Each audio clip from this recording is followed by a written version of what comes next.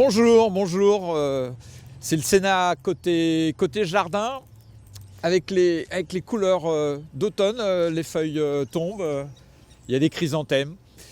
Et aujourd'hui, je vais vous parler de l'audition que nous avons eue la semaine dernière avec Frances Haugen, qui est la lanceuse d'alerte de Facebook, qui est venue au Sénat, qui a été auditionnée par la commission de la culture dont je fais partie. C'est parti pour Côté Jardin. L'immense intérêt de cette audition, c'est qu'elle nous a expliqué de l'intérieur comment ça fonctionnait. Elle était ingénieure en charge des algorithmes de Facebook et elle nous a expliqué que l'économie de Facebook, c'est l'économie de la haine en ligne. C'est-à-dire qu'elle développe, de l'intérieur, des algorithmes qui permettent de donner le plus d'audience possible à tout ce qui est la haine, les formes de violence. Voilà.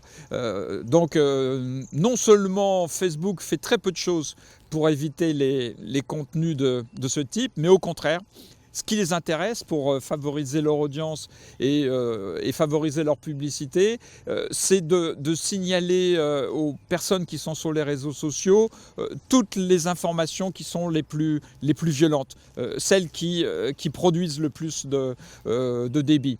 Alors, c'était très intéressant cette audition parce qu'on a bien compris, elle nous l'a dit à plusieurs reprises, que la seule solution pour essayer de faire que ces réseaux sociaux diffusent un peu moins d'images violentes, et aux États-Unis ils savent que ça peut aller très très loin, puisque la prise du Capitole par les troupes néo-fascistes de Trump, c'est ça, c'est la conséquence de la haine en ligne. Donc elle nous dit que la seule solution pour éviter ça, c'est une régulation des opérateurs des plateformes par les États.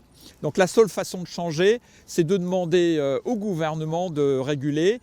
Et là, mon expérience de 5 ans au Sénat m'a montré que l'actuel gouvernement, celui de M. Macron, n'a rien fait dans ce domaine. Je pourrais même aller plus loin avec ce gouvernement, une forme de fascination par rapport à la réussite économique de Facebook.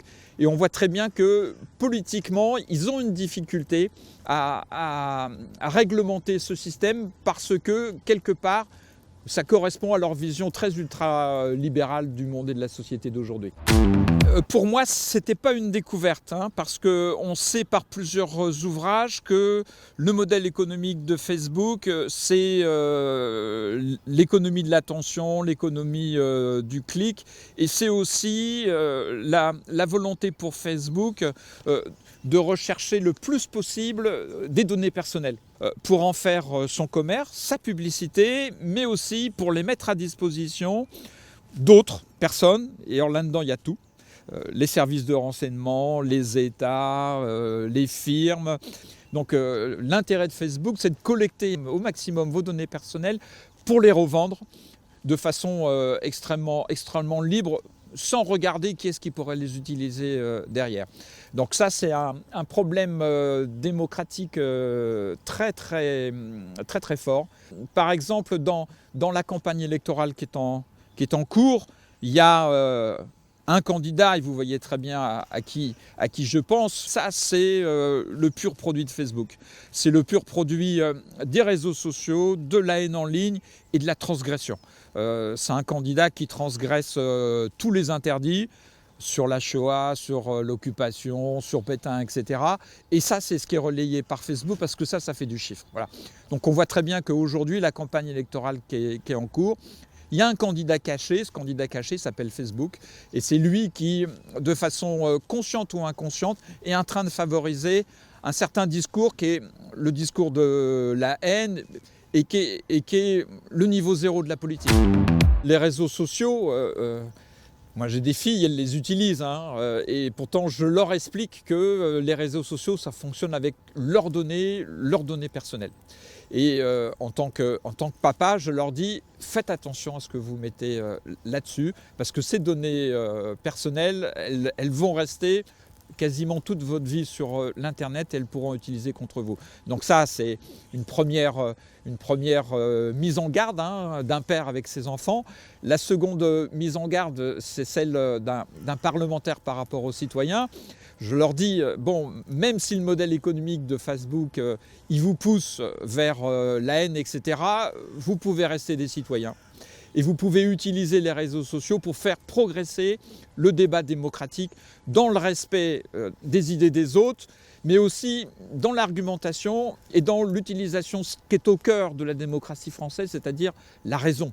Il faut rester raisonnable et parler à l'intelligence des gens et pas à leur cerveau reptilien. Et c'est ce que j'essaye de faire avec vous.